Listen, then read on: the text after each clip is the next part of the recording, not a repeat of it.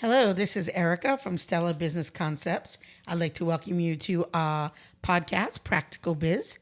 I am here today with Stephanie. I'm going to let her do her own introduction, but I've known Stephanie for a little while, and we've done some work with her, so we want to introduce you to Stephanie. So go ahead. Hi, everyone. My name is Steph LaFlamme. I am the owner of Tirado Tribe Creations. I started this business actually shortly after the pandemic kind of was getting a better grasp with society. I worked in the dental field for several years prior. I worked in orthodontics, had my associate's degree. But with the pandemic making a shift and then having my newborn son, it wasn't financially feasible for me to continue to go to work. So I started this as a hobby, and what I do is I create custom t-shirts and tumblers, blankets, and home decor, and things of that nature. And my small hobby has definitely grown over the past year. We've been in business a little bit over a year, and my following has certainly grown as well on my social media platforms. Yeah, I would agree. So you have a group. You have a group page too, I do. which I belong to, and there is quite a bit of Activity. folks on there. Yes, there is. Absolutely. So I know you mentioned COVID a little bit. Tell me, like, what inspired you to develop your idea? Like, I know you said it was a hobby. What made you say, you know what, I'm gonna run with this? Was there? I really think it just had to do with just having that free creativity, like realm of just being able to do whatever I wanted to do and not having any limitations. Working for other people, you do kind of set yourself up with limitations because you essentially are working for somebody else. You're following their guidelines, their expectations. And for me, it was just, like I said, a hobby that I was able to express who I was and what I enjoyed and, share it with other people with that common interest. Yeah. And if you can't already tell by her tone, she's very personable, is going to do fantastic at whatever she does. She is definitely a go-getter. So I know that she will definitely be successful. Thank you. You're very welcome. Can you tell me you said you started about a year and a half ago. So Yes. tell me what has changed since you started in your business to where you are now. For sure, definitely my focus. It's no longer a hobby, it's an actual business. So I had to implement certain guidelines, getting my business plan in order, which you actually helped me get started. So thank you very much. I came to Erica before the first workshop and she was like, "Where's your business plan?" I was like, "It's all in my head, girl." And she laughed hysterically. She was like, "You cannot have it all in your head. This needs to be formal. It needs to be written down. It needs to be," and I was like, "Well, it's going to be in a binder. I'll never look at it again." She certainly proved me wrong, which thank you for that, Erica. You're very welcome. So it's definitely become more structured and more organized. And I've definitely have listened to your advice during your workshops and our one-on-one consultations because they've been extremely helpful. And it's actually kind of guided me in the direction that I needed to go to make this, a legitimate business and something that I can, potentially leave to my kids or a worker when I take somebody on if I get to that point. Yeah. Knowing what you know now, is there anything that you would have done differently? Is there anything you would have, just over that period of time, is there anything you would have done differently, set up differently? I think the structure I would have changed a little bit. I think I would have initially started with the website instead of, building up the clientele on social media and then bringing the traffic to the website. I think having a website to start is super important because you're going to reach more people with a website than you would with your social media platforms because some generations don't use social media. And also it actually kind of eliminates the fear of, is this person a scammer? Like, are they just, trying to hustle me on Instagram for a few, bucks? Sure. With a website, people feel more secure and they have a variety of your product where they can view at their own leisure. Yeah. I think too, you bring a good point with the website is where social media is so busy and so fast paced, and there's like Absolutely. images and things just flying by, where a website you really do have your customers' attention, especially if you have a great website that has the products very easy to use to put in a cart, because you sell on the retail, and so I think that is unbelievably important for what you do. And then you're selling your items not only in Rhode Island and Mass, but throughout the country very Correct. quickly, because your product is great. So Correct. I think that would have been great, but we're going to get you there. We'll get you there absolutely, for sure. Absolutely. What do you think is unique about your business? I know lots of people do custom personalization. What is it that makes your business unique? I would have to say it would really be my quality. I hand inspect everything before it leaves my doors. I make sure that it's something that I would want consumable by me and my family, that it meets my expectations because my name is attached to it. And I don't want to build a poor reputation with my consumers of something that's like, half-assed, if you will, respectfully, because, I want them to return. I want them to understand that my dedication and my time is being put into these products. Another thing that I just kind of want to highlight is giving back to the community is really important to me. I think that as a community, small businesses need to have each other's backs, as well as the residents that live within that community. So I think it's important to establish a common ground with the community that you live in. So I do a lot of charity events and giving back with fundraisers and stuff like that. Great. I also believe in those things very much. One of my core values for sure. How would you define success? Like, everyone's looking for success. What does that look like to you? For me, it's waking up every day and being just thankful for where I'm at in life. It's not really a denomination like money-wise. It's not really how many followers you have on Instagram or Facebook. For me, success is just waking up every day with the satisfaction that I am contributing some way, whether it's just an uplifting post, because I do a lot of engagement with my followers as well. It's not just take. I like to give. I like to, establish, like, what are your kids doing today? Or, did you walk your dog? Or stay safe in this heat, drink plenty of water. Just trying to give, nonchalant advice just to, keep people motivated and happy and just spread positivity. There's a secret. That's why you're successful, which is why you have a huge following, because you are genuine and real. So I do appreciate that about you very much.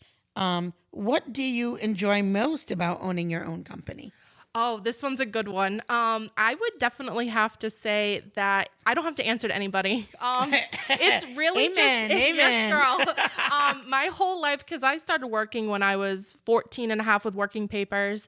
My whole life, you always have to ask permission for a day off, or you have to check the schedule and find coverage, or, a business, for instance, for dental. I was told you have these 2 weeks off and that was it. And if you wanted anything addition, we'd have to think about it. Yeah. If I want to go spend the day at the park with my daughter and my son, I can just get up and do that. And, I don't have to answer to anybody. And I think that's part of that COVID that really opened up my eyes, that time is so precious and it's something that you don't get back, that I don't want that taken away from me and my family. Yeah. And I think you and a lot of other people, which is why so many small businesses have started in the last couple of years. Absolutely. I think 100%. I think that was a big reality check for many people in the world. Like, am I doing what I really love to do? And if this was my last year on earth, is this how I want to spend it? Absolutely. And I'm lining my own pockets, not somebody else's. Yeah. That's always a bonus, right? Absolutely. So tell us, what are you working on now? What new things can we expect to see from your company in the next year? So I have decided to start saving for more heavier duty equipment to make my production time quicker. So my turnaround time, I should say.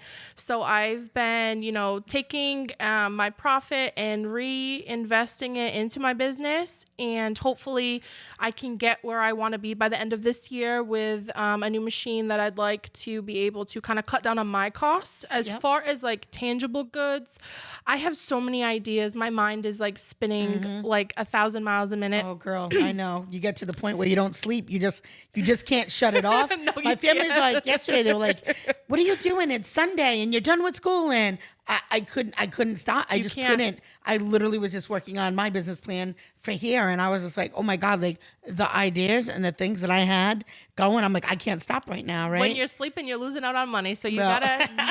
Well, even the ideas just come to you when they come to you. They do. Just like in the a writer. shower, driving down the road, just listening to music, just anything that inspires you, you're going to start thinking like, what could I make that's going to make somebody happy, or is going to share a memory with somebody, a loved one, someone who's maybe has passed on, or someone that's still with us. Yeah. You know, embracing, you know, different aspects of life. So I love that you brought that up. So one of my favorite collections that you have is the Generations collection. Oh, yes. I mean, that is just amazing. My mom passed in 2019. And honestly, I want to get one of those shirts for everybody in my family, but I really love that, you know, the hand with the grandparent and then all of the kids coming off it.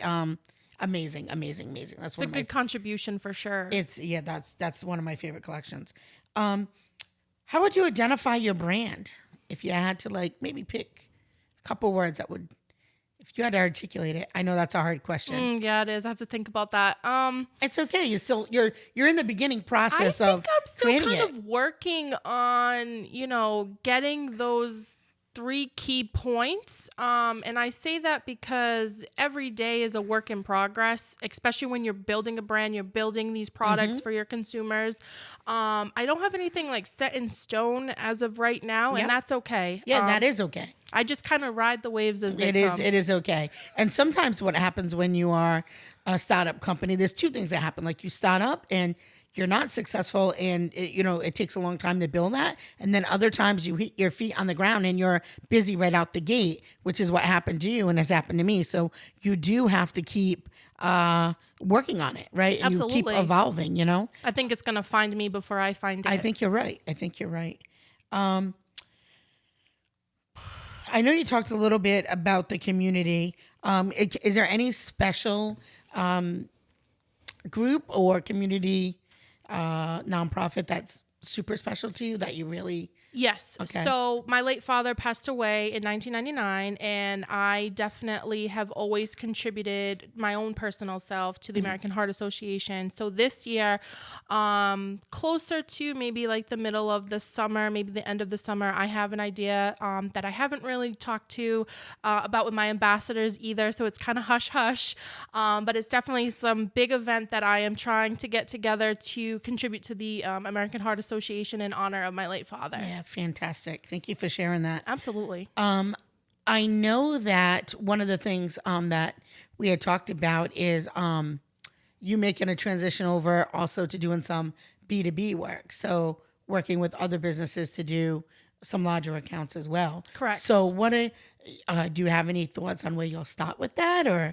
So I do have something somewhat in the works right now with my daughter's dojo.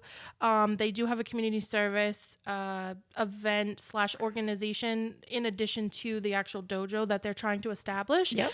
And one of the moms knew that I had made these products, and she told the owner to reach out to me to inquire, which he did. Yep. So we're just kind of working out the technicalities of everything, but I'm definitely seeking after other routes in addition to expand, you know, my brand, my name, and also my clientele. Yeah.